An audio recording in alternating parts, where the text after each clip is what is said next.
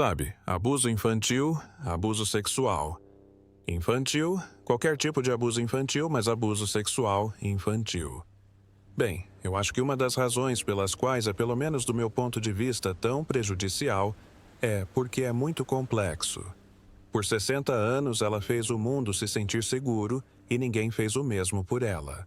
Por trás de 2 Oscars, por trás das performances que fizeram milhões de desconhecidos chorarem em cinemas escuros por trás do calor que parecia tão natural, nunca passou pela cabeça de ninguém questionar de onde vinha. Havia uma ferida tão profunda e tão cuidadosamente escondida que foram necessárias 7 décadas de vida e 7 anos de escrita para que ela permitisse que uma única palavra sobre ela viesse à tona. Aos 79 anos, Sally Field é considerada uma das figuras mais importantes da história americana. Mas a verdadeira história de sua vida quase nada tem a ver com os prêmios. Tem a ver com o que ela carregava enquanto os recebia. O que realmente aconteceu dentro da casa em Pasadena, e quem naquela casa já sabia.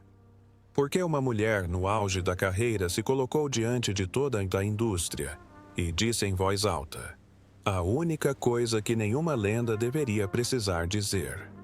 O que Norma Ray Malin e a Sra. Gump tinham em comum, e o que isso nos diz sobre a dor que ela nunca reprimiu. E como uma mulher passa 60 anos protegendo todos os outros e finalmente aos 70 anos, decide que sua própria verdade vale mais do que o silêncio. Antes de respondermos a essas perguntas, precisamos voltar ao início. A casa na Califórnia tinha todas as características certas. Luz solar entrando pelas amplas janelas. Uma mãe cujo rosto aparecera nas telas de cinema. Um padrasto cujo nome carregava a gravidade peculiar que Hollywood confere a homens com aparência esculpida em algo permanente.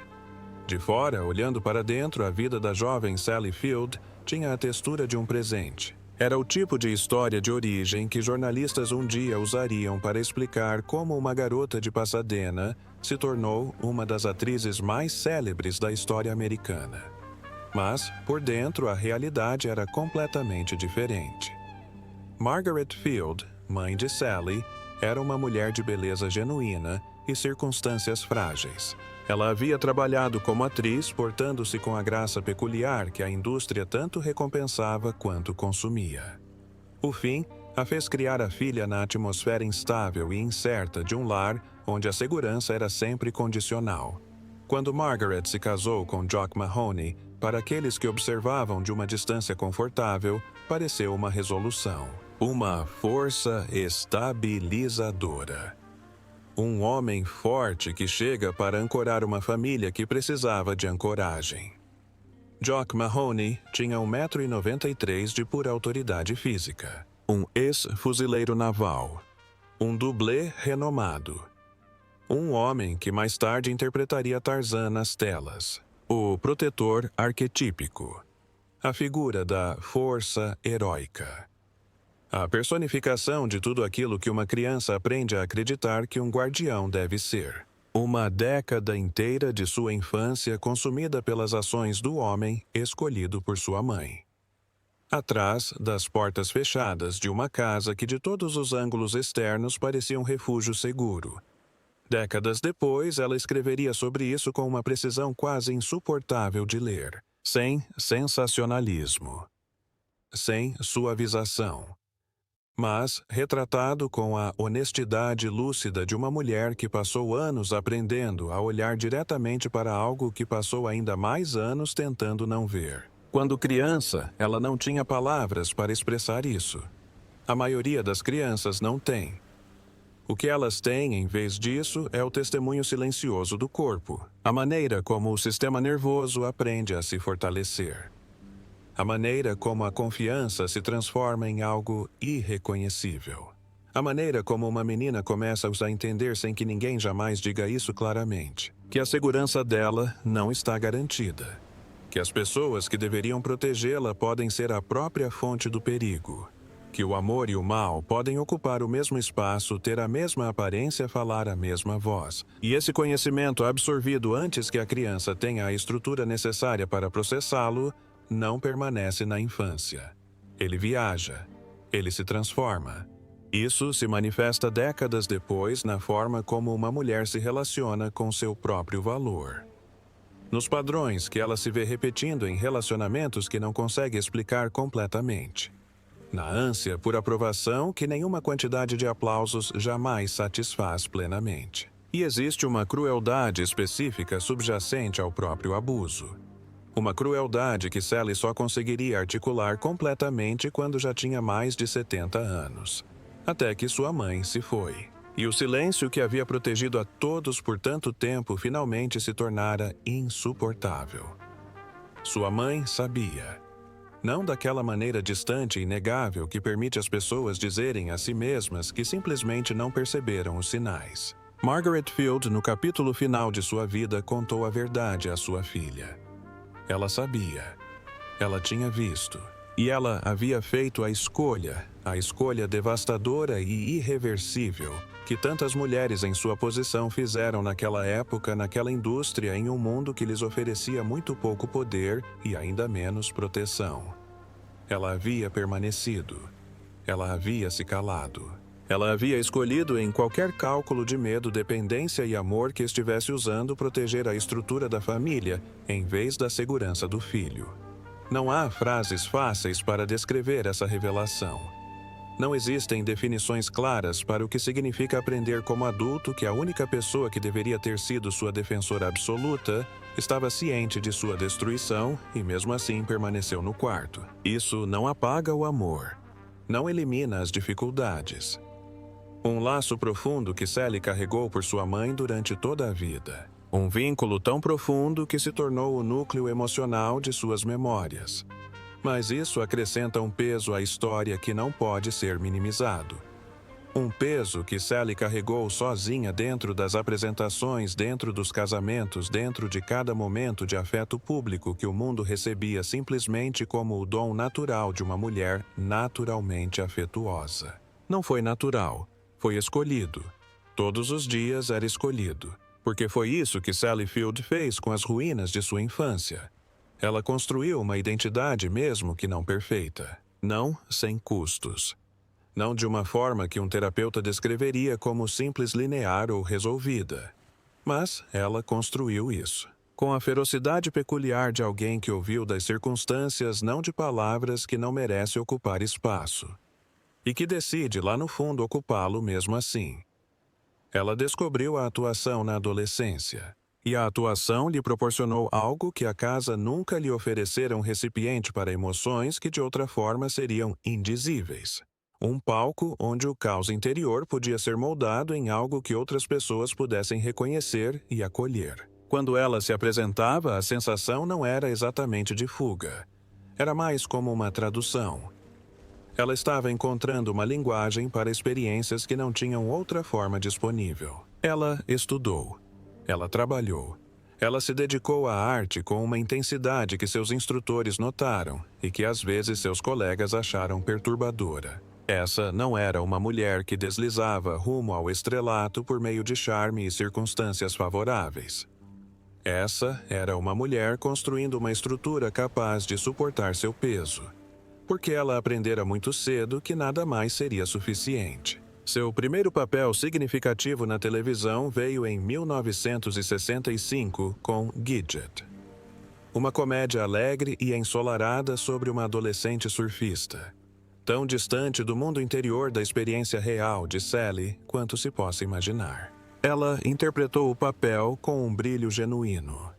Com uma energia cômica contagiante que encantou o público e a consagrou no imaginário coletivo da indústria como exatamente o tipo de jovem saudável acessível e com quem o público se identificava exatamente o que a televisão americana dos anos 1960 deveria produzir. Depois veio A Freira Voadora. Mais brilho, mais acessibilidade. Mais daquele tipo específico de calor que as câmeras adoram e que as indústrias exploram sem nunca questionar o que o alimenta. E por baixo de tudo isso, o riso, a leveza.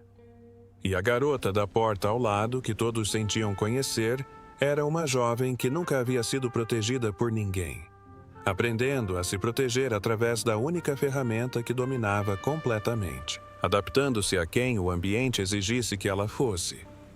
Ela tinha 21 anos quando se casou com Stephen Craig em 1968.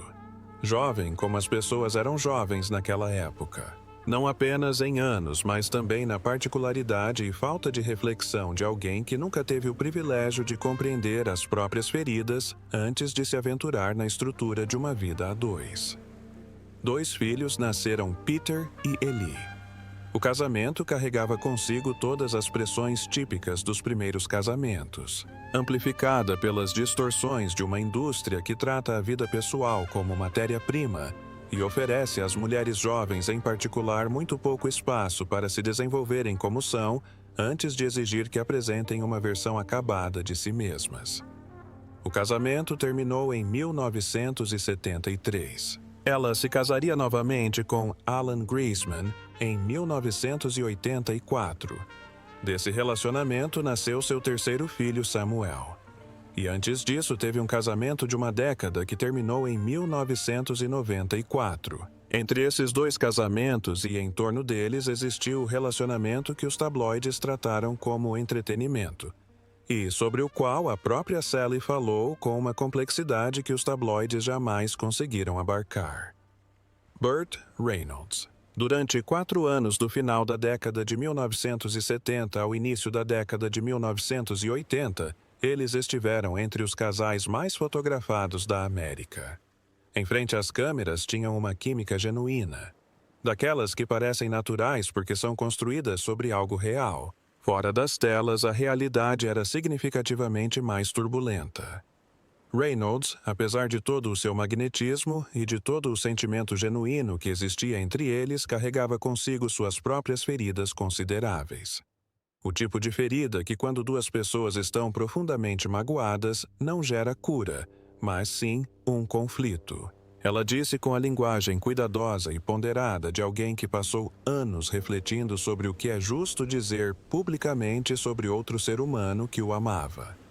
Ela também deixou claro que o relacionamento não lhe fazia bem, reforçando certos padrões. A busca incessante por aprovação. A diminuição do eu na presença de uma personalidade dominante. A antiga e aprendida acomodação a alguém que precisa de algo de você de uma maneira que lhe custa mais do que deveria. Mas Burt Reynolds morreu em 2018, o mesmo ano em que Sally publicou suas memórias. Ela não usou a morte dele como ocasião para uma declaração pública. Ela já havia dito naquelas páginas tudo o que havia para dizer sobre o que eles representavam um para o outro. A dor, se é que ela a sentia, era daquelas silenciosas, daquelas que não se manifestam. 3 filhos, 2 casamentos fracassados, um relacionamento que brilhou intensamente e a consumiu. E por trás de tudo isso, algo nunca totalmente resolvido, nunca completamente em silêncio. Mesmo aos 50 e 60 anos, ela ainda estava tentando assimilar a infância, ainda tentando compreendê-la. Ainda estou tentando encontrar uma forma de lidar com a situação que a permita parar de se culpar por ter sobrevivido da maneira que sobreviveu. Porque é isso que ninguém te conta sobre as crianças que sofrem os mesmos danos que Sally sofreu. O trauma não está principalmente na memória do evento. O dano reside na conclusão que a criança tira sobre o seu próprio valor. Na lição que se instala sem consentimento no nível mais profundo do seu sistema operativo, a de que não vale a pena protegê-la. O dano é algo que se absorve. O amor é algo que se conquista ao se moldar na forma que a outra pessoa exige. Sally Field passou décadas imersa nessa lição. Ela se dedicou à arte de se apresentar. Ela foi mãe durante todo esse período. Ela amou durante todo esse período. Ela aceitou prêmios dessa forma, subindo em pódios, dizendo ao público que eles gostavam dela. Eles realmente gostavam dela. Num momento que o mundo considerou encantador. E essa era de fato a verdade crua e sem rodeios de uma mulher para quem a aprovação sempre fora como oxigênio e sua ausência como uma lenta asfixia. Naquele momento ela não estava confessando insegurança. Ela estava confessando décadas. Existe um tipo específico de força que, vista de fora, parece invencibilidade. Ela se move pelos ambientes com uma autoridade silenciosa. Ela profere falas que fazem homens adultos chorarem em teatros escuros.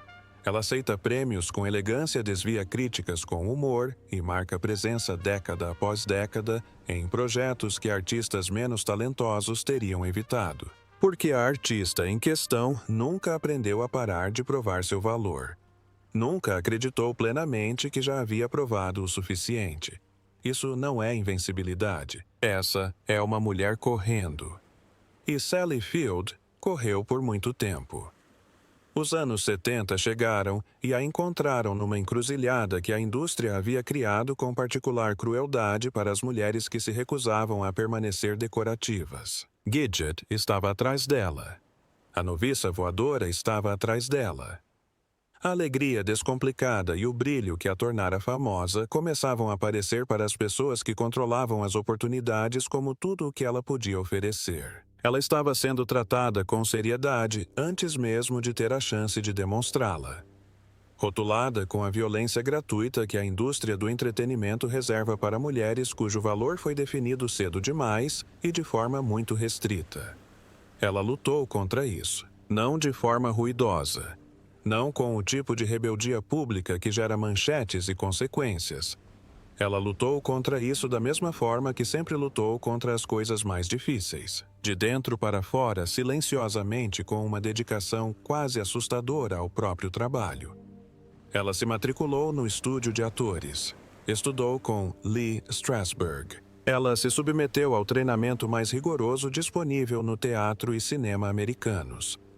Não porque precisasse de validação externa de seu talento, embora o ceticismo da indústria certamente tivesse gerado dúvidas, mas porque entendia instintivamente que a única maneira de romper o teto de vidro acima dela era se tornar tão inegavelmente, tecnicamente, irrefutavelmente boa que uma demissão exigiria um nível de desonestidade que nem mesmo Hollywood conseguiria sustentar. E então surgiu Sybil. Em 1976, Sally Field assumiu um dos papéis mais exigentes da história da televisão americana. Uma mulher que vivia com uma condição que na época quase não tinha vocabulário cultural e era ainda menos compreendida pelo público. Sybil Dorsett não era uma personagem que pudesse ser interpretada superficialmente. Ela exigia algo muito mais aterrador. Entrega total à complexidade psicológica. Uma imersão completa em estados que a maioria dos atores abordaria a partir de uma distância cautelosa e protetora. Sally não se aproximou de longe. Ela ganhou o Emmy, ambos na categoria de melhor atriz em série dramática, naquela que continua sendo uma das performances mais comentadas da história do cinema. A indústria, que passou uma década classificando-a como comediante leve, foi forçada publicamente e sem a opção de uma revisão discreta a reconhecer o que havia subestimado. Mas foi o que aconteceu 3 anos depois que definiria seu legado de maneiras que ainda ressoam. Norma Ray.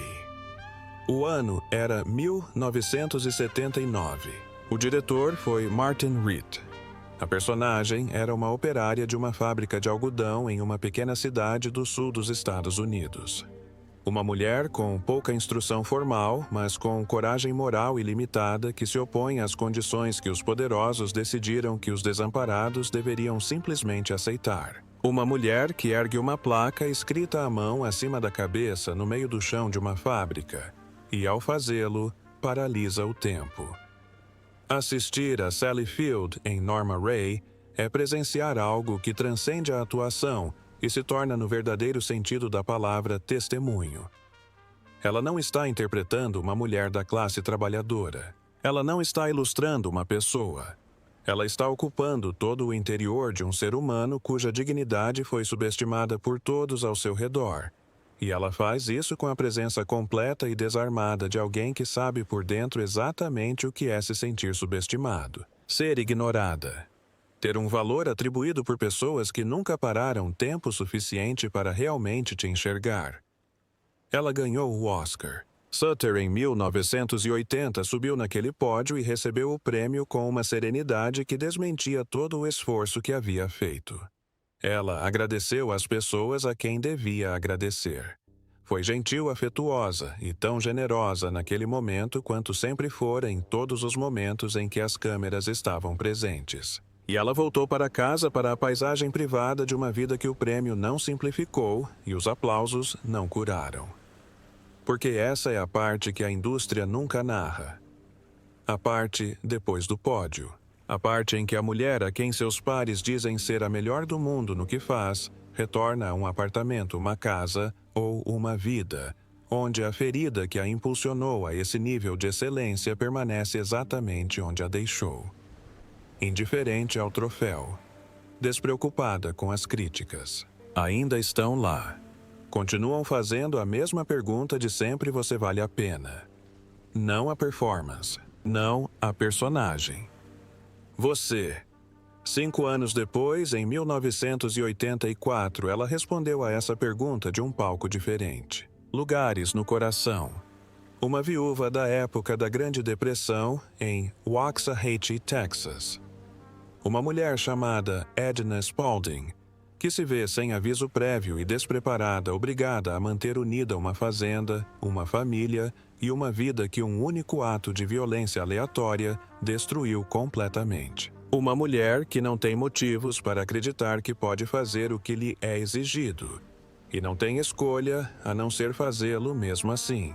Os paralelos não foram acidentais. Nunca foram com Sally. As personagens que ela escolheu, ou talvez mais precisamente as personagens que a escolheram, eram invariavelmente mulheres que operavam no limite do que uma pessoa pode suportar e ainda assim permanecer reconhecidamente visível. Mulheres que carregam traumas sem serem definidas por eles. Mulheres que amam de forma imperfeita e intensa. Mulheres que sobrevivem não por serem excepcionais em qualquer sentido mitológico abstrato, mas porque se recusam da maneira muito específica e pouco glamourosa dos seres humanos reais a desistir.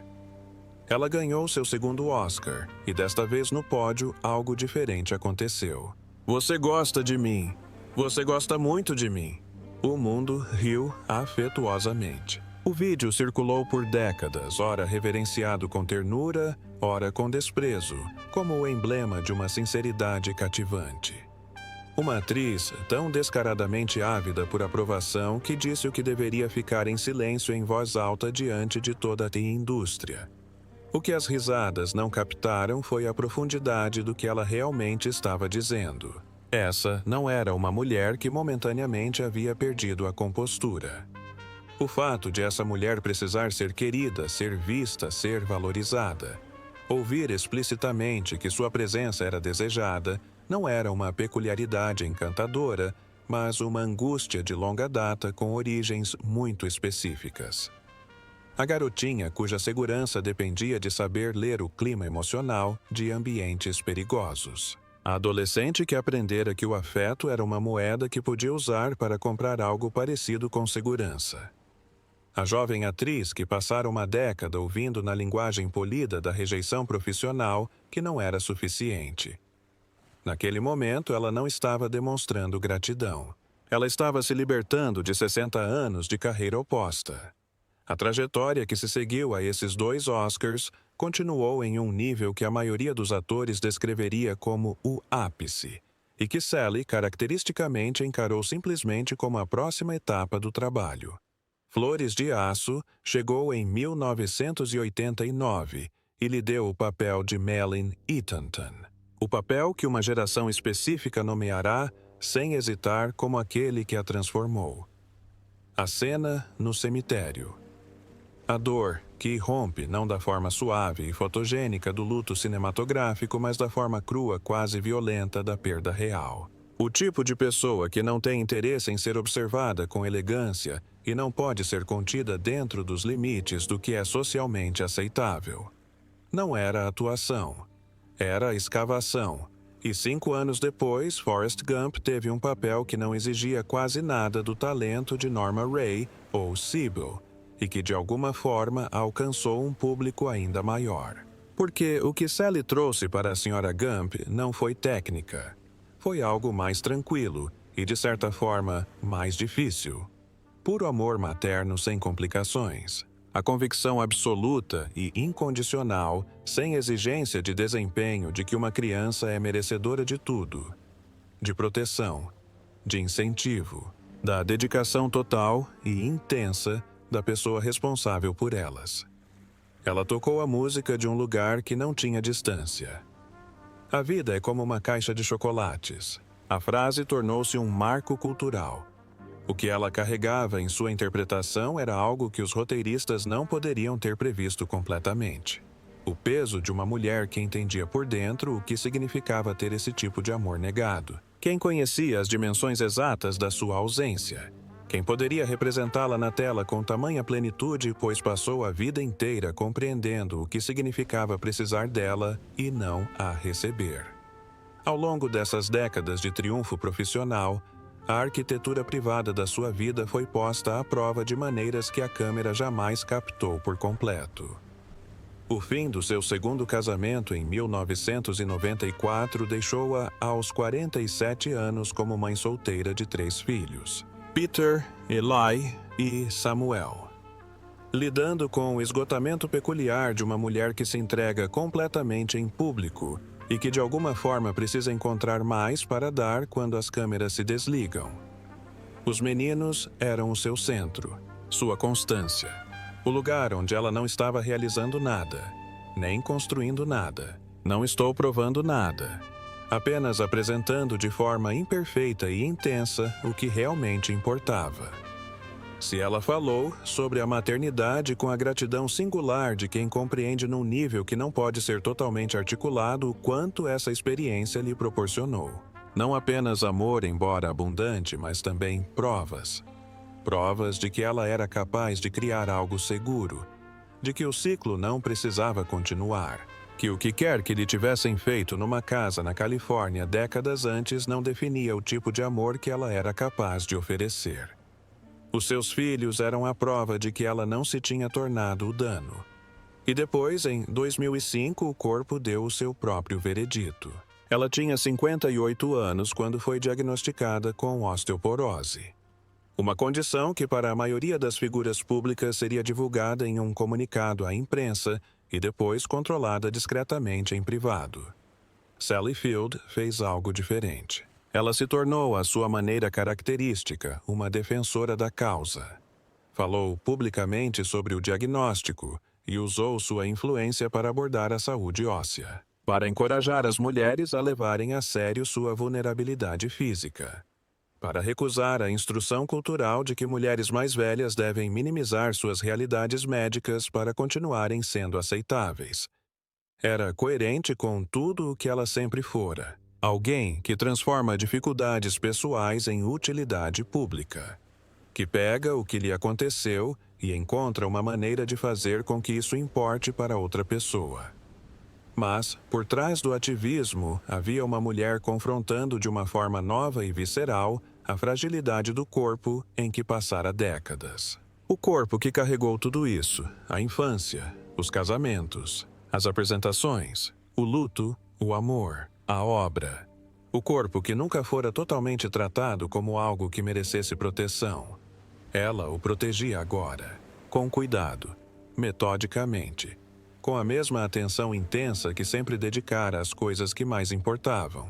E então, em 6 de novembro de 2011, no dia do seu 65º aniversário, sua mãe faleceu. É quase impossível descrever essa coincidência sem parecer um exagero dramático. E, no entanto, aconteceu. A mulher que deu vida a Sally e que da maneira mais fundamental falhou em protegê-la, deixou o mundo exatamente no dia em que Sally nasceu. 65 anos antes. O luto não era simples. Não poderia ser. Porque o luto por um pai ou mãe que lhe fez mal ou falhou em protegê-lo do mal carrega consigo uma complexidade que o luto comum não precisa abordar. E você está de luto pela pessoa que estava lá. Você também está de luto pela pessoa que deveria ter estado lá e não estava. Você está de luto pelo amor que existiu ao lado da falha. Porque o amor existia. Complicado, real, insuficiente e profundo, tudo ao mesmo tempo. Sally já havia passado anos em terapia até então. Anos refletindo sobre o que sua infância lhe custou, o que construiu nela, o que lhe tirou e que mesmo aos 60 anos ela ainda estava em processo de recuperação. A morte de sua mãe não resolveu nada disso, mas mudou a forma da situação. Fechou uma porta que de alguma forma sempre permaneceu entreaberta. A porta pela qual uma criança espera, mesmo no corpo de uma mulher idosa, pelo reconhecimento que nunca chega da forma que você precisava. Margaret tinha ido embora, e com ela se foi a última possibilidade daquela conversa que talvez nenhuma das duas soubesse ter de fato. Sally não recuou. Ela escreveu 7 anos escrevendo. 7 anos voltando à página e depois a abandonando. Encontrando a linguagem e depois a perdendo. De se aproximar o suficiente para sentir seu calor. E então recuar, porque o calor era simplesmente insuportável. 7 anos de um processo que sua editora descreveria mais tarde como um dos atos de coragem literária mais dedicados e dolorosos que ela havia testemunhado em sua vida profissional. Em 2018, In Pieces chegou. Foi amplamente recebido como um ato de coragem, uma revelação, um relato autobiográfico sobre sobreviver ao abuso sexual infantil, sobre a complexidade de amar uma mãe que falhou com você, e sobre o trabalho de uma vida inteira para entender como os traumas da infância moldam a estrutura da vida adulta. As críticas foram respeitosas.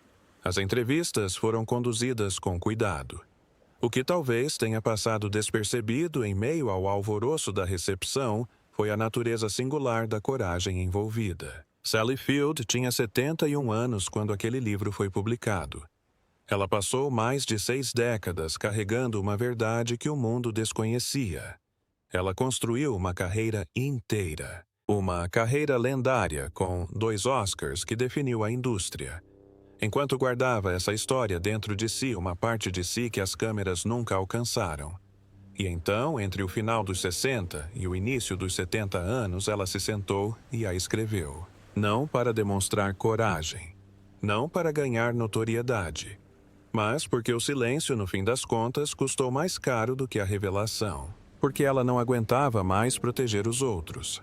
E porque, enfim, ela havia conquistado o direito de ocupar todo o espaço da sua própria verdade.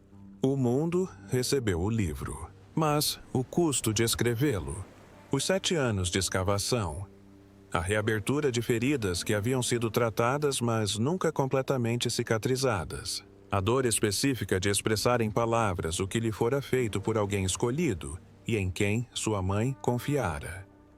Esse custo permaneceu exclusivamente dela, como sempre fora. Ela passou 60 anos fazendo o mundo se sentir seguro. O trabalho de fazer com que ela mesma se sentisse da mesma forma consumiu todos os anos que lhe restavam. Aos 79 anos, Sally Field acorda todas as manhãs em um corpo que se lembra de tudo. A osteoporose que surgiu em 2005 não recuou. Simplesmente foi enfrentada com cuidado diariamente com a disciplina peculiar de uma mulher que passou a vida aprendendo que as coisas que ameaçam nos diminuir não exigem rendição, mas sim controle. Fisioterapia. Movimento deliberado. A atenção constante e pouco glamourosa a um esqueleto que carrega em sua própria estrutura molecular o registro de décadas de estresse absorvido sem o suporte adequado. O corpo guarda as marcas. Sempre acontece.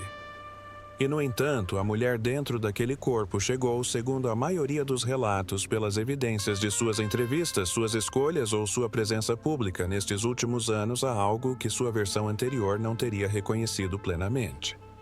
Não exatamente a paz. A paz implica a ausência de luta, e a luta nunca a abandonou completamente. Mas algo adjacente à paz. Algo que poderia ser chamado com o devido cuidado de aceitação. Ela mora em Los Angeles. Seus 3 filhos, Peter, Eli e Samuel, já são homens adultos com suas próprias vidas e suas próprias heranças complexas de uma mãe que os amou com tudo o que tinha e que ela mesma ainda estava em processo de reconstrução enquanto os criava. Ela fala deles com a ternura peculiar de uma mulher que entende que a maternidade não foi apenas algo que ela deu, mas também algo que retribuiu. Evidências repetidas e renováveis de que ela era capaz de amar sem causar danos, e de que o ciclo em que nascera não precisava ser o ciclo que transmitiria adiante. Seus netos chegaram e com eles uma qualidade de presença que a jovem Sally, aquela que atravessava décadas de trabalho, dor e provações, raramente tinha à sua disposição.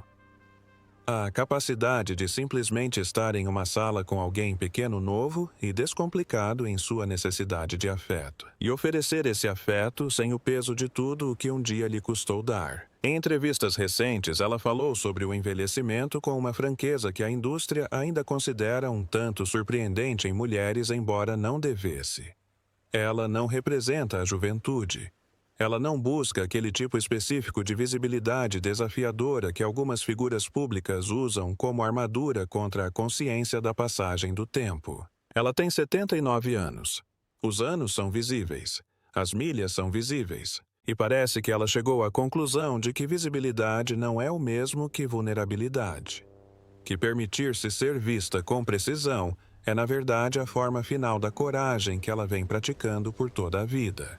Porque é isso que a trajetória da história de Sally Field descreve em última análise. Não se trata de uma trajetória da obscuridade à fama, nem de uma narrativa de feridas superadas e legado consolidado. Trata-se de algo mais honesto e mais difícil do que qualquer uma dessas perspectivas. Uma educação para a vida toda sobre a diferença entre ser visto e ser conhecido, entre representar a sobrevivência e sobreviver de fato, entre os aplausos que enchem uma sala e o silêncio que permanece quando a sala se esvazia, e aprendendo finalmente a encontrar esse silêncio habitável em vez de algo aterrorizante. Ela disse, e na linguagem de uma mulher que conquistou o direito à franqueza que escrever em fragmentos a transformou. Não da maneira como as pessoas às vezes descrevem a transformação, repentino, completo, o antes e o depois separados por uma linha nítida, mas de uma forma mais lenta e confiável. Da forma que acontece quando você finalmente para de carregar algo na escuridão e o traz para uma luz que você escolheu em seus próprios termos em um momento que você controlou. O peso não desaparece, mas isso muda. De alguma forma, torna-se mais seu. Deixa de ser algo que lhe foi imposto e passa a ser algo que você reivindicou, nomeou e registrou deliberadamente. A menina daquela casa na Califórnia não pôde escolher nada disso. A mulher de 79 anos escolheu tudo isso. Essa diferença não é pequena. É, de fato, tudo. E então, o que resta? Quando se removem os prêmios, os créditos e as décadas de apresentações que fizeram gerações de desconhecidos se sentirem compreendidos. Qual é o verdadeiro legado de Sally Field? Não o artefato cultural, mas o ser humano. É isto.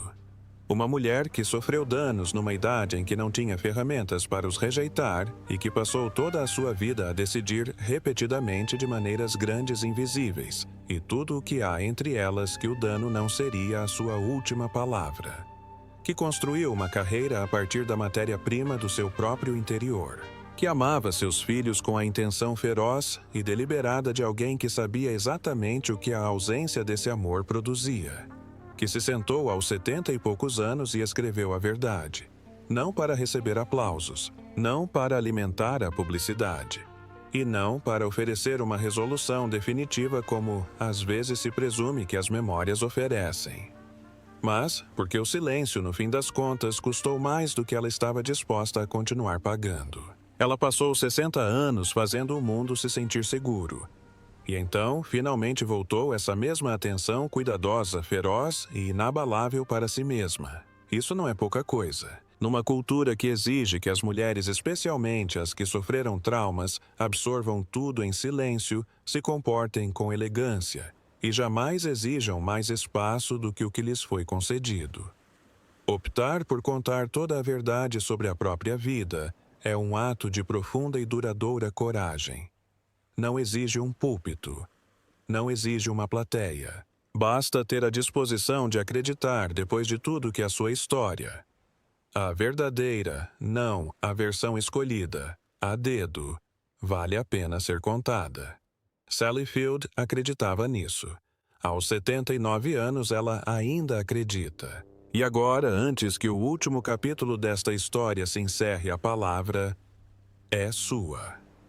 O que significa para você que uma mulher tenha passado 60 anos com uma ferida tão profunda e ainda assim construído algo tão luminoso a partir dela?